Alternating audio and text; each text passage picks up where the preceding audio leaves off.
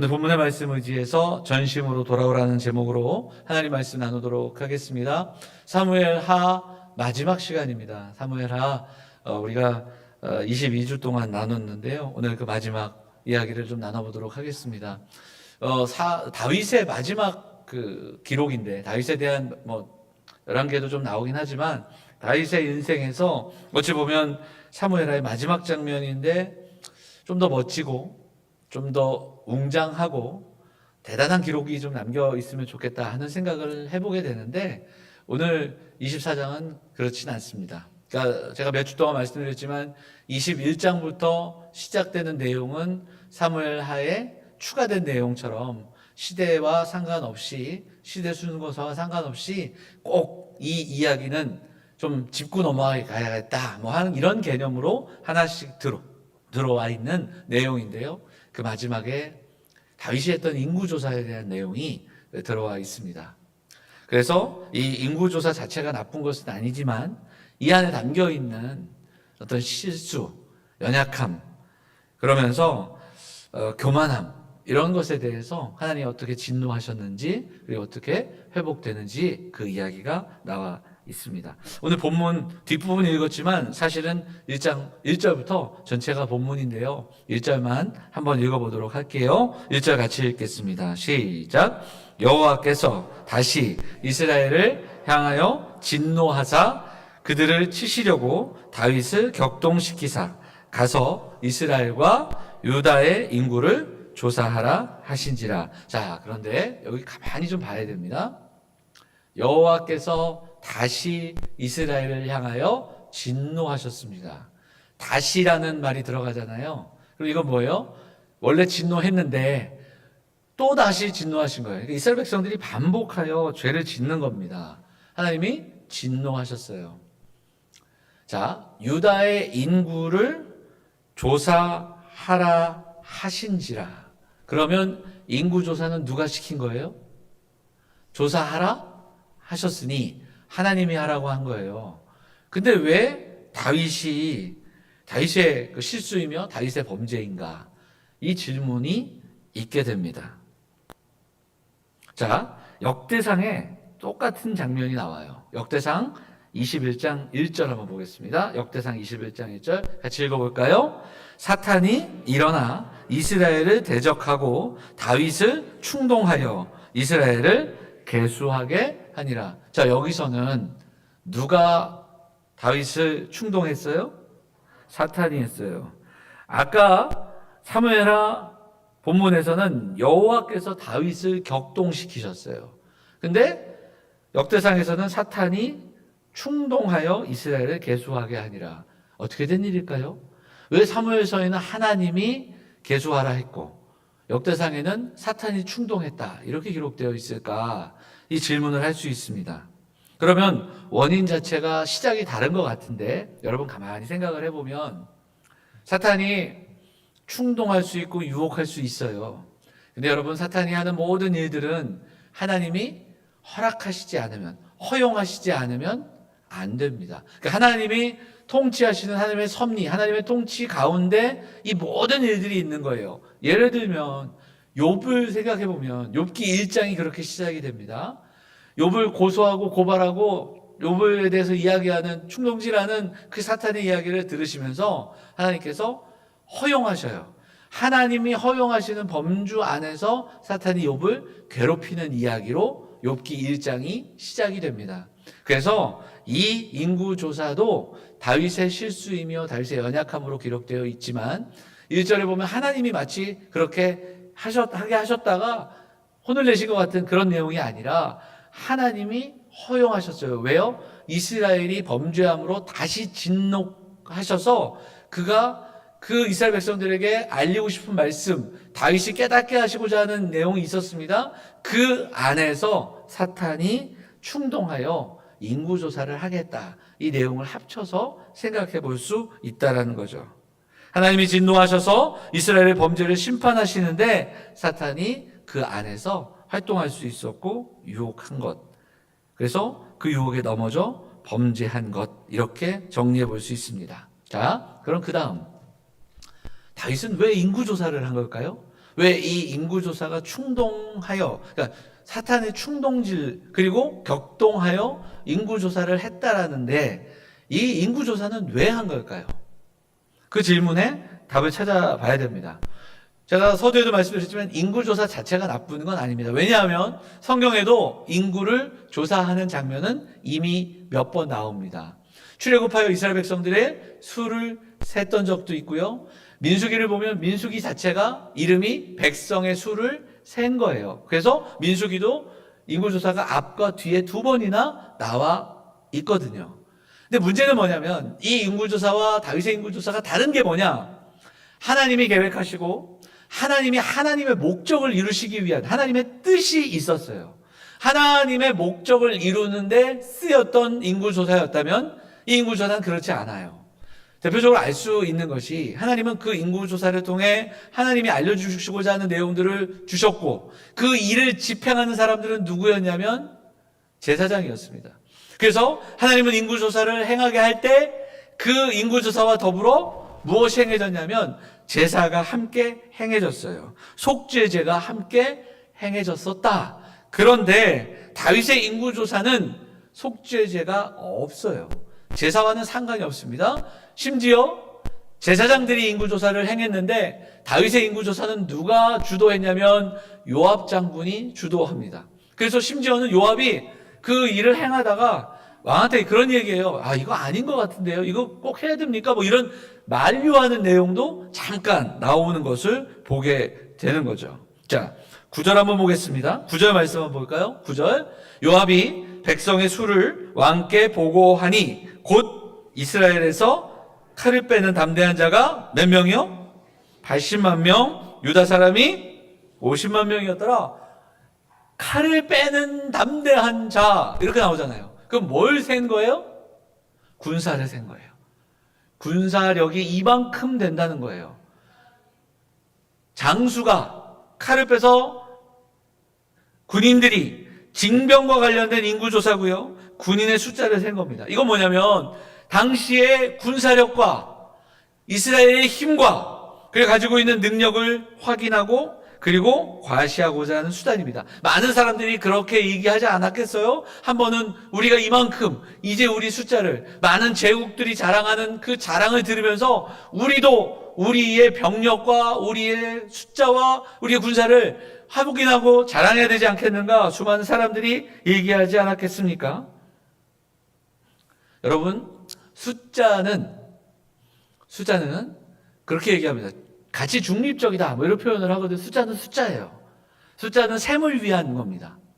그런데 가만히 생각해 보면 이 숫자는 우리의 삶에 온통 가득 차 있어요. 여러분의 삶은 어떠세요? 숫자. 여러분 어느 날부터가 예전에는 우리가 현금을 갖고 어르신들 예전에 월급 들어오면 월급 봉투 그런 거 있었잖아요. 그래서 월급 봉투에 다 써 있는 거 다 받아가지고 지금 그렇게 하시나요? 그러지 않죠. 숫자가 들어왔다가 숫자가 나가요. 직장 생활 하시는 분들에게는 실적이라는 이름으로 숫자가 붙고 또 우리는 어떤 상품을 구매하거나 내가 속해 있는 그곳에서 등급이라는 게 또 우리에게 주어지기도 합니다. 온라인상에서 무언가를 올리고 무언가를 보여줄 때 조회수라는 것이 있어요. 다 숫자예요. 온통 삶의 숫자로 매겨지는 수많은 그 숫자의 나열들이 있습니다. 그런데 여러분 반대로 우리 삶에 정말 소중하고 정말 중요한 것은 대부분 숫자로 표시할 수 없는 것들입니다. 행복, 사랑, 그 외에도 수많은 정말 중요한 가치, 우리의 인격, 숫자로 매겨지고 또 이야기할 수 없는 그런 이야기들이 너무 많습니다. 숫자는 사실 숫자인데 그런데 우리도 역시 이 수에 목매고 또 붙드는 중립적이지 않은 그런 삶을 살아가고 있다는 겁니다. 다윗도 그러하지 않았는가? 이 인구조사는 하나님이 기뻐하시지 않았습니다. 하나님이 어떤 특별한 목적을 가지고 다윗에게 시키신 것도 아니고 그 일을 이루는 수단도 아니었습니다. 군대를 모으고 세금을 걷는 통치 수단이었고요. 다른 제국들이 행했던 자랑, 흉내내는 그러한 수단이었음을 보게 됩니다. 물론 이 일을 끝내자마자 다윗이 곧 깨닫습니다. 본문을 보면 읽어보면 다윗이 깨닫고 후회하고 회개하는 장면이 나와요. 여러분, 회개한다고 해서 하나님의 진노가 면제되는가, 심판이 면제되는가? 그렇지 않습니다. 하나님이 가시라는 선지자를 통해서 다윗을 책망하시고요. 그리고 이 일에 대해 그 심판을 세 가지 객관식으로 선택하게 하십니다. 자, 첫 번째가 뭡니까? 7년 기근. 두 번째는 뭡니까? 3개월 동안 대적에게 쫓겨다니는 겁니다. 세 번째가 뭡니까? 사흘 동안의 전염병이에요. 자, 다윗이 무엇을 선택했습니까? 사흘 동안의 전염병. 자, 그러면 다윗은 그렇다 치고 여러분 한번 생각을 해보세요. 여러분은 뭘 선택하시겠어요? 다윗이 했으니까 우리도 그냥 3번 하겠죠? 다윗은 왜 3번을 한 걸까요? 왜 세 번째 3일간의 전염병을 선택한 걸까요? 일단 짧잖아요. 그렇게 생각이 되겠죠. 기근이 7년을 기근. 그리고 저는 다른 것보다 이 2번, 두 번째 석 달 동안 쫓겨다니는 건 안 했을 거예요. 왜냐하면 다윗은 평생 그렇게 살았는데, 심지어 노년에 누구에게 쫓겨다녔습니까? 아들에게 쫓겨다녔는데 이건 안 했을 거예요. 세 번째는 3일 동안의 전염병. 3일이면 할만하다 생각했을까? 뭐 그런 생각도 해보고요. 자, 그럼에도 불구하고 여러 가지 해석이 있어요. 뭐 그런 글도 보죠. 다윗이 코로나를 안 겪었기 때문에 3번을 너무 쉽게 생각했다. 뭐 이렇게 이야기도 하기도 하던데요. 왜냐하면 나중에 보니까 7만 명이 죽어요. 3일 동안. 그런 내용들도 보게 됩니다. 자, 14절 한번 보겠습니다. 14절 같이 읽어보겠습니다. 시작. 다윗이 가세에게 이르되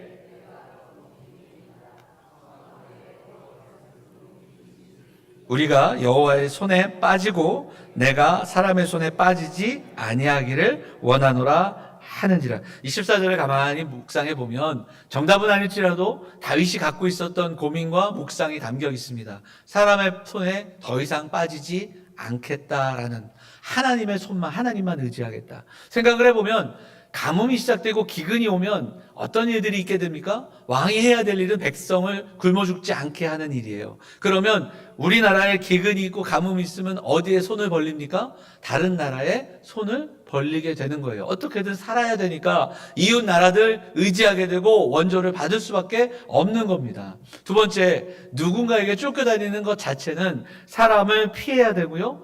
그 쫓겨다니는 그 순간순간 속에 누군가의 도움을 구할 수밖에 없는 거예요. 이건 다윗이 너무 많이 겪어봤으니까. 3일간의 전염병 당시, 지금도 사실 그렇지만 지금은 의학과 과학이 발달했다 하지만 그 당시 고대사회에서 전염병은 사람이 손을 아무것도 쓸 수 없던 시대예요.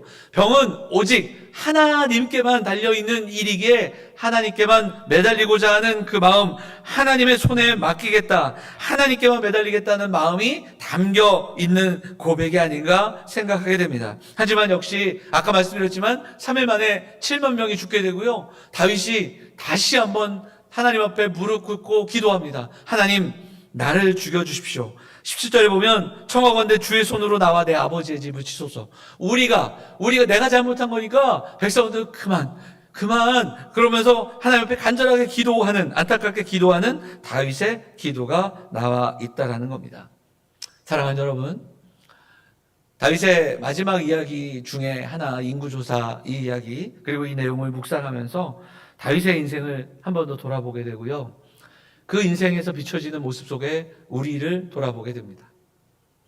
첫 번째, 한 가지를 꼭 기억해야 할 것은 다윗을 보면서 우리 안에, 그러니까 다윗에게 있었던 그 죄성이 우리 안에도 있고, 우리의 연약함이 얼마나 무섭고 강한지, 그러니까 우리의 죄성이 얼마나 무섭고 강한지, 믿음으로 살아간다고 하면서 그 수많은 일들을 겪고 그 어려운 상황들 속에서 하나님의 은혜를 힘입었음에도 불구하고 숫자와 자기 과시와 그리고 수많은 사람들의 그 소란함에 또 귀 기울이고 하나님을 뒤로 한 채 엉뚱한 곳에서 엉뚱한 일을 하고 있는 다윗의 모습은 어찌 보면 오늘을 살아가는 우리들의 모습과 크게 다르지 않구나 생각하게 됩니다.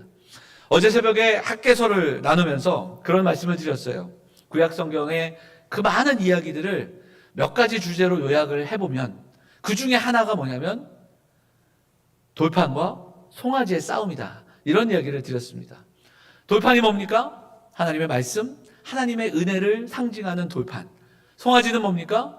애굽의 자랑, 그리고 또 그들이 얘기했던 물질, 만몬, 이게 다 담겨 있는 거예요. 근데 구약 성경은 끊임없이 돌판과 송아지가 싸우고 있더라. 이것이 구약을 주제로 분석하는 내용 중에 하나입니다. 하나님의 은혜를 뒤로 한 채 송아지를 바라보고 우상을 쫓아가고, 이것이 사사기에서부터 시작되는 이스라엘 온통 역사 속에서 반복되는 이야기. 근데 사실 생각을 해보면 우리들의 삶도 송아지는 아닐지라도 하나님의 은혜를 입고 그 은혜로 살아가는 것을 알면서도 불구하고 세상을 살아가면 그 세상의 걸음 속에서 그 수많은 이야기와 숫자와 수많은 그 자랑거리와 세상의 가치에 쉽게 편승하고 무릎 꿇고 또 넘어지는 우리들의 모습과 다르지 않더라는 겁니다. 다윗이 오늘 송아지와 다름없는 군사력을, 그리고 또 숫자와 힘과 군사력을 과시하고 의지하는 아주 모순된 모습으로 이 인구조사를 행함으로 하나님의 진노를, 그리고 하나님의 책망을 받게 되는 이야기. 우리도 엉뚱한 곳에서 참된 만족을 찾고 여전히 그 엉뚱한 곳을 헤매고 있는 우리들의 모습은 아닌지 돌아보면서 인생의 행복이 어찌 보면 우리가 만족하며 기쁨을 추구하는 인생이긴 하지만 그 만족과 참된 기쁨이 물질과 세상이 이야기하는 수많은 그 숫자로 대변되는 그것으로 우리에게 찾아오지 않는다는 것, 성도는 기억하고 내 인생의 참된 주인을 만나야, 그리고 그 주인이 주시는 말씀과 그 질서 속에서 살아갈 때 참된 행복을 경험할 수 있다는 이 변함없는 진리, 이 진리의 말씀을 붙들고 오늘을 살아가는 사랑하는 영험의 성도들이 다 되시기를 간절히 소망합니다. 사랑하는 여러분, 내 마음이 아니라 하나님의 마음을 아는 성도들 되시기를 부탁드립니다. 그 하나님의 마음 가까이에 나아가는 우리의 몸부림이 있고, 어찌 보면 여러분, 우리는 그렇잖아요. 우리는 얼마나 변덕스럽습니까? 여러분, 얼마나 우리는 작은 유혹과 작은 이야기에 약합니까? 여러분, 우리가 얼마나 편향되어 있습니까? 우리가 우리를 스스로 좀 더 돌아보면서 그런 우리의 마음과 우리의 생각이 아니라 변함없는 반석 같은 주님의 약속과 주님의 말씀 위에서 그렇게 살아가기를 힘쓰고 그렇게 안간힘으로 살아갈 수 있는, 그래서 오늘 우리가 주님 앞에 나와 예배하는 이 시간, 그 다른 모든 것들을 좀 멈추고 주의 말씀을 더 귀히 여기고 소중히 여기고, 그리고 그 말씀 위에 내가 살아가리라 결단하며 나아가는 사랑하는 성도들이 되시기를 간절히 바랍니다. 다윗의 죄는 뭡니까? 하나님이 아니라 세상의 힘으로 다시 한번 이스라엘을 점검하고 과시하고, 하나님의 약속이 아니라 보여지는 그 무언가로 자신들을 드러내려고 했던, 은혜가 아니라 보여지는 것을 붙드는 그 마음, 결국 돌판이 아니라 송아지를 쫓아갔던 그런 모습과 다르지 않은 그 세상의 가치에 무릎 꿇은 다윗의 모습과 이스라엘의 모습을 보게 됩니다. 여러분 어떠십니까? 2025년 한 해를 결산하고 한 해를 돌아봅니다. 어떤 마무리, 어떤 만족감이 있습니까? 올 한 해 통장의 잔고는 좀 늘으셨습니까? 0이 하나 더 생겼어요? 네. 우리는 그 0이 하나 더 생기는 거에 굉장히 민감하지 않습니까? 집값이 오르고 내리는 거에 또 민감하고, 내가 올 한 해 이룬 성과들과 받은 평가와 그리고 숫자로 증명되는 수많은 결과들 속에서 세상은 그렇게 우리를 평가할지라도 그것으로 우월하거나 그것으로 비교하지 말고 하나님 앞에서 다윗의 연약함이 우리의 연약함이라는 것 깨닫고, 사무엘하의 마지막 장에 다윗의 위대함과 그리고 강함과 업적이 아니라 이 연약함을 기록하고 있는 것을 보면서 은혜를 입고서도 또 넘어지고 실수하는 다윗처럼 올 한 해 우리도 그렇게 살아오지 않았는가 한 번 더 돌아보고 다시 한번 하나님의 은혜를 붙들고 일어설 수 있는, 그렇게 한 걸음 더 나아가 2025년 이제 얼마 남지 않은 이 시간 온전함으로 주 앞에 한 걸음 더 나아가는 성도들 다 되시기를 간절히 소망합니다. 사랑하는 여러분, 우리가 인생을 살아가면서 참 많은 일들이 있고 힘들기도 하고 너무너무 억울하기도 하고 많은 일들이 있지만, 여러분 인생을 살아오면서 우리의 약함이 우리를 망하게 하진 않습니다. 오히려 성도는 기억해야 됩니다. 우리의 약함이 아니라 우리의 악함이 우리를 망하게 한다는 사실을 잊지 말고 기억해야 됩니다. 나의 강함이, 나에 대한 세상의 평가가 나의 승승장구를 보장하는 것이 아니라 하나님의 강함이 오늘 우리를 여기 있게 했고, 하나님의 강함이 오늘과 내일 우리의 삶 가운데 있을 때 우리를 굳게 서게 하는 줄 믿고, 그 믿음으로 한 해를 다시 한번 돌아보고 한 해를 마감하고, 우리가 오늘 비록 약하지만 나의 육신이, 나의 마음이 여전히 힘들고 어려운 마음들 속에 살아가지만 그 약함으로 인해 하나님께 나아가고, 그 약함으로 인해 하나님의 은혜를 더 사모하며 간절함으로 하나님께 나아가는 영암의 성도들이 되어서 이 남은 2025년 시간들 속에 내 힘, 내 능력이 아니라 하나님의 힘으로 살아가고 있음을 기억하고, 오늘도 하나님 의지하며 주의 손을 붙들며 나아가는 사랑하는 성도들, 영암의 가족들 다 되시기를 주의 이름으로 축원을 드립니다.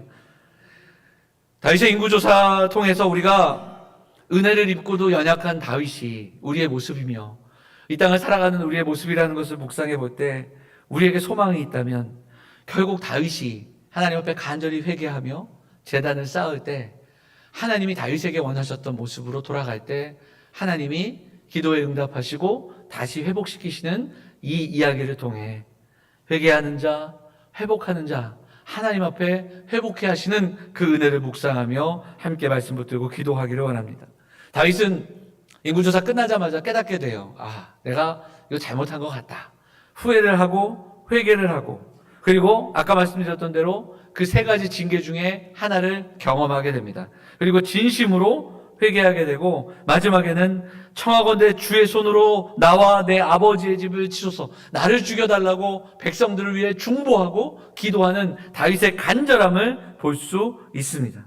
변명하거나 핑계대지 않고요, 온전히 하나님 앞에 온전함으로 나아가고요, 그리고 마지막에 우리가 읽었던 본문을 보면 아라우나의 타작마당, 예전 성경에는 오르난의 타작마당이라고 되어 있는 그곳에서 제단을 쌓고, 그리고 번제와 화목제로 하나님 앞에 온전하게 예배하며 이 이야기가 마무리되는 것을 볼 수 있다라는 거죠. 중간에도 그런 이야기가 나와요. 왕이 와서 제사를 하겠다고 하니까 아라우나가 자기에 있는 모든 것들을 그냥 써라, 이것으로 하시면 된다, 이렇게 이야기하는데 다윗은 자신이 값을 스스로 지불하고, 그리고 그 지불한 값으로 제사를 드리는 이야기가 나옵니다. 그래서 이 이야기는 나중에 정말 우리가 받은 구원, 값없는 구원, 그러나 예수 그리스도께서 우리를 대신하여 값을 지불해 주신 구속의 사역이 다윗의 삶 속에서 여러 번 나타나는 또 다른 하나의 장면이다, 이렇게도 우리에게 말씀하는 것을 보게 되지요. 전심으로 돌아와 하나님 앞에 무릎 꿇고 전심으로 예배합니다. 전심으로 돌아온다는 건 내가 잘못했구나 후회하고 회개하는 데 머물지 않고요, 그 마음 가지고 하나님 앞에 돌이키고, 그리고 온전함으로 나와 전심으로 예배하는 겁니다. 그래서 오늘 다윗은 회개의 열매, 값을 지불하는 제사로 마땅히 드리는 예배의 모습으로 나아가는 다윗의 모습을 함께 바라볼 수 있는 겁니다. 사랑하는 여러분, 다윗과 이스라엘과 우리가 의지할 것은 군사력과 내게 있는 힘과 그리고 경제력과 그 세상이 이야기하는 어떠한 가치가 아니라 우리가 자랑할 것, 우리가 의지할 것은 살아계신 여호와 하나님이신 줄 믿습니다. 하나님의 긍휼과 신실하심을 붙드는 인생, 다윗이 그러해야 했고 오늘을 살아가는 우리가 그러한 인생 되어야 할 줄 믿습니다. 우리가 함께 나누는 사무엘서는 어떻게 시작됩니까? 사무엘상은 몇 년 전에 나눴고 사무엘하를 이제 마치는데, 이 사무엘서의 시작에는 무엇이 나오는가? 그 신실하신 하나님을 붙드는 한 여인의 기도로 시작이 됩니다. 그 여인이 누굽니까? 한나예요. 한나의 기도로 하나님의 신실하심을 믿고 어두운 때에, 그 어느 누구도 하나님 앞에 무릎 꿇지 않는 그때에 기도하던 한 여인의 기도로 시작이 되고요, 사무엘하의 마지막은 정말 신실하신 하나님을 다시 한번 깨닫고 그 하나님 앞에 간절히 회개하고 전심으로 돌아와 예배하는 다윗의 예배로 끝이 납니다. 기도와 예배로 마무리되는 이 사무엘서를 묵상하면서 사랑하는 성도들의 인생, 우리의 삶이, 우리가 힘들고 지치고 실수하고 넘어지기도 하지만 그럼에도 불구하고 2025년 이 남은 시간들, 우리 사랑하는 성도들, 그 시간들은 기도와 예배로, 그 사내의 마무리가 온전한 전심으로 예배하는, 하나님을 의지하는 기도와 예배로 채워지시기를 간절히 소망합니다.